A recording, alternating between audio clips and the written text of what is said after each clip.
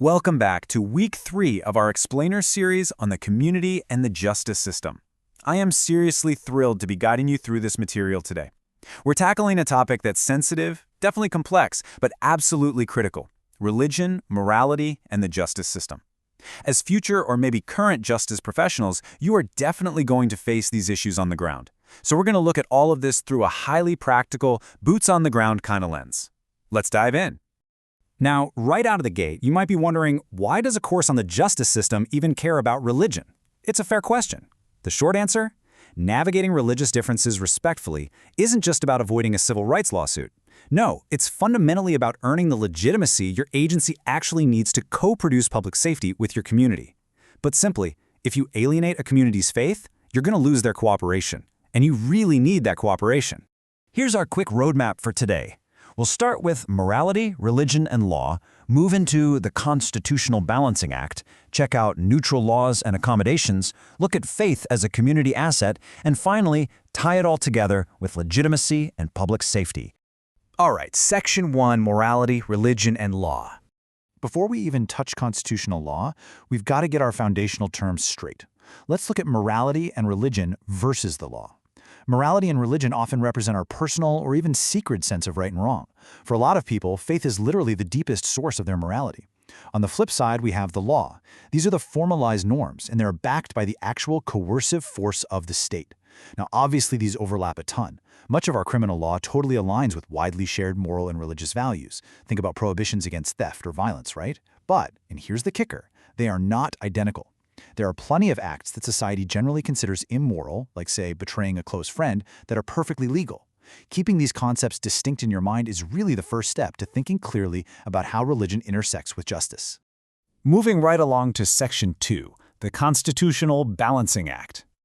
Okay, this right here is the constitutional bedrock we operate on. And honestly, it presents a really delicate tension right at the heart of the First Amendment. On one hand, we have the Establishment Clause. This completely bars the government from establishing an official religion or favoring one faith over another. Basically, the justice system cannot promote a specific religion, period. But on the other hand, we have the Free Exercise Clause. This protects the right of everyday individuals to practice their faith without undue government interference. You can probably see the tension here, right? Accommodating a religious practice can sometimes look a little like government endorsement, but refusing to accommodate it can unfairly burden someone's free exercise. It's a really careful balancing act.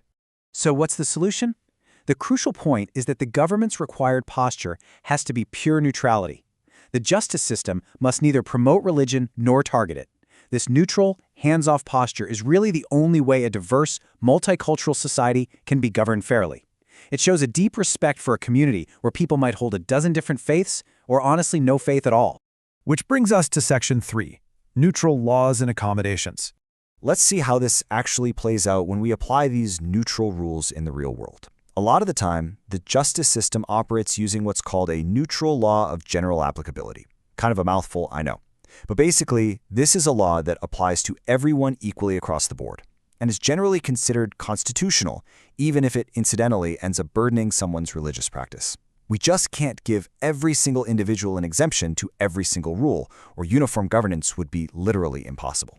But because that one-size-fits-all standard can sometimes leave a sincere religious practice completely unprotected, legislatures had to step in. We have these powerful federal and state statutes like RFRA, the Religious Freedom Restoration Act, and RLUIPA, the Religious Land Use and Institutionalized Persons Act. They step in using a really strict legal test. If a law substantially burdens a person's religious exercise, the government has to show a specific compelling interest for that burden, and they have to prove they're using the least restrictive means possible to achieve it. So these statutes essentially force the government to make room for religious practice unless they have a massively demanding reason not to. So how does a statute like RUIPI work in a practical setting? Well, imagine a scenario where an inmate requests a specific religious diet and access to a sacred text while in custody. Under RUIPA, facility administrators are legally bound to accommodate this sincere request. The default setting is always to allow the religious exercise unless there's a highly specific, compelling security risk that makes it totally impossible. Remember, it is never the administrator's job to judge the truth or validity of the faith. Your job is simply to accommodate its practice neutrally and safely. We also have to account for something called conscientious objection. This is when someone refuses to participate in an act strictly on moral or religious grounds. Sometimes the justice system actually has to adjust for its own officers or citizens whose deepest, most sincere moral commitments totally conflict with their public duties. It's a tricky balance for our society, respecting individual conscience while still ensuring public duties get performed consistently. All right, shifting gears a bit. Section 4. Faith as a community asset. Let's step away from the legal restrictions for a second and look at the practical reality of working out on patrol. Far from just being some legal complication, religion is actually one of the most powerful community assets the justice system has at its disposal. Think about it. Local faith communities are incredibly organized, they are trusted partners, and they provide absolutely vital secular social services. Houses of worship command real moral authority in their neighborhoods. They can often reach residents that government agencies completely struggle to connect with. They offer things like re-entry support for folks coming out of prison, amazing youth mentoring, addiction recovery, and sometimes they're even the ones out there mediating neighborhood violence. But, and this is a big but, remember the Establishment Clause we talked about? When justice agencies form these community partnerships, they have to stick strictly to this rule. The government can partner with and even help fund the secular social services these faith organizations provide, but it absolutely cannot fund religious worship, and it cannot ever favor one faith over another. These partnerships have to stay strictly secular and entirely voluntary. You never want a community to feel alienated or excluded by their own government. Oh, and we also need to be mindful of what scholars call civil religion. These are those quasi-religious symbols, oaths or mottos we see all the time in public spaces, like walking into a courthouse and seeing "In God We Trust" on the wall.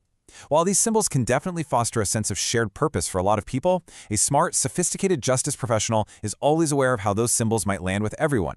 You want to ensure that no citizen, whether they belong to a minority faith or have no faith at all, ever feels like an outsider when they walk into their own justice system. Now let's flip the script for a second. What happens to public safety if a community is religiously profiled?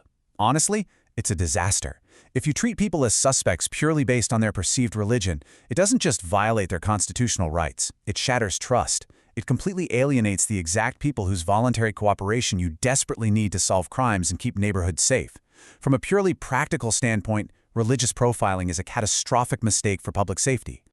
And that brings us to our final part, Section 5, Legitimacy and Public Safety. Let's pull all these threads together back to the main theme of our whole course. If you want to earn legitimacy across different cultural and religious lines, here is your playbook. You must maintain pure neutrality. You must accommodate sincere practices whenever it is reasonably possible. You need to partner safely with faith institutions without crossing the line into endorsing their beliefs. And you must absolutely refuse to tolerate any form of religious bias or profiling. You get these things right, religion becomes a massive, massive source of trust and partnership for your agency. And that leads us to what I like to call the iron law of cooperation. Legitimacy is the currency in which cooperation is bought, and it is earned through fairness, not demanded through force. The justice system just cannot operate on force alone. It would break down. It depends entirely on voluntary compliance. Respecting a community's faith neutrally and sincerely is exactly what buys that voluntary compliance. And at the end of the day, that's what keeps everyone, including our officers on the street, safe. As we wrap up this explainer, I want to leave you with something to chew on for the week. How can a justice agency partner with faith communities without violating the Establishment Clause? Think really critically about how you would ensure no favoritism happens, while still building those genuine, safe partnerships. Because ultimately, justice isn't just about enforcing the law, it is about earning the trust of every single community member, regardless of what they believe. Thanks so much for joining me for this explainer, and I will see you all next time.